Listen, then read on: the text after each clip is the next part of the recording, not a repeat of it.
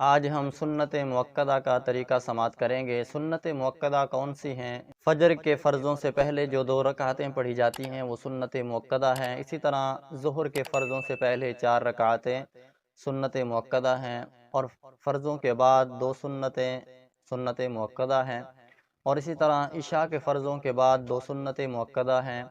جمعہ کے فرضوں سے پہلے جو 4 رکعتیں پڑھی جاتی ہیں وہ بھی سنت مؤکدہ ہیں۔ اسی طرح جمعہ کے فرضوں کے بعد 4 سنتیں اور 2 سنتیں جو پڑھی جاتی ہیں وہ سنت مؤکدہ ہیں۔ ان کے پڑھنے کا طریقہ کیا ہے کہ سب سے پہلے ہم نیت کریں گے۔ نیت دل کے ارادے کو کہا جاتا ہے، اگر زبان سے بھی کہہ لیں تب بھی بہتر ہے۔ نیت کرنے کے بعد ہم لفظ اللہ اکبر کہتے ہوئے اپنے ہاتھ باندھ لیں گے اور ثنا پڑھیں گے۔ ثنا کے بعد سورہ فاتحہ کی تلاوت کریں گے۔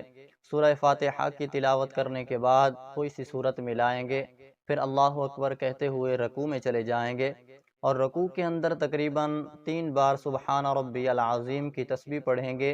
اس سے زائد بھی پڑھ سکتے ہیں، اور پھر سمع اللہ لمن حمیدہ ربنا لک الحمد کہتے ہوئے کھڑے ہو جائیں گے سیدھے، اور سیدھا کھڑا ہونا تقریباً 1 بار سبحان اللہ کہنے کی مقدار یا اللہ اکبر کہنے کی مقدار ضروری ہے۔ اگر ہم رکوع سے سیدھے کھڑے ہوئے اور فوراً سجدے میں چلے گئے تو ہمارا واجب ترک ہو جائے گا، جس سے سجدہ سہو لازم آئے گا۔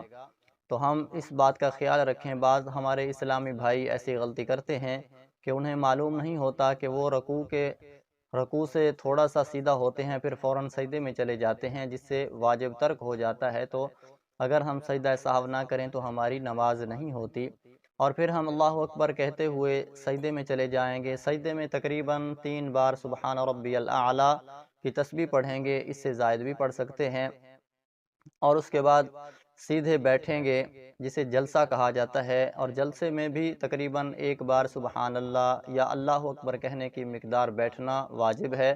ایک سجدہ کرنے کے بعد فوراً دوسرے سجدے میں چلے جائیں گے، اور سیدھے نہیں بیٹھیں گے تو ہمارا واجب ترک ہو جائے گا، جس سے سجدہ سہو لازم آئے گا۔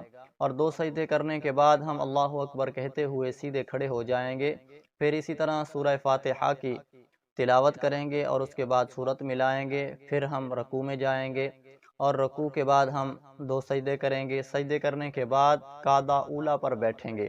قعدہ اولیٰ جو ہے یہ بھی واجب ہے۔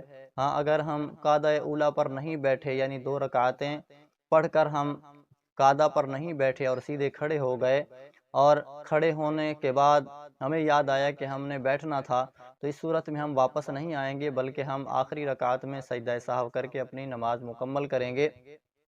اور قعدہ اولیٰ میں تشہد پڑھنا بھی واجب ہے۔ تشہد میں جو ہے تقریباً عبدہ و رسولہ تک پڑھیں گے۔ اگر اس سے ہم زیادہ پڑھیں گے تو ہمارا واجب ترک ہو جائے گا۔ اگر ہم اللہم صلی علی محمد وعلی آل محمد بھی پڑھ لیا، اس صورت میں سجدہ سہو واجب ہوگا، اور ہم سجدہ سہو کر کے اپنی نماز مکمل کریں گے۔ 2 رکعتیں ہماری مکمل ہو جائیں گی، اور تیسری رکعت کے لیے جب ہم کھڑے ہوں گے سورہ فاتحہ کے بعد کوئی صورت ملائیں گے، اور اس کے بعد ہم رکوع اور سجود، اور پھر چوتھی رکعت کے لیے کھڑے ہو جائیں گے۔ اس طرح ہم اپنی 4 رکعتیں مکمل کریں گے۔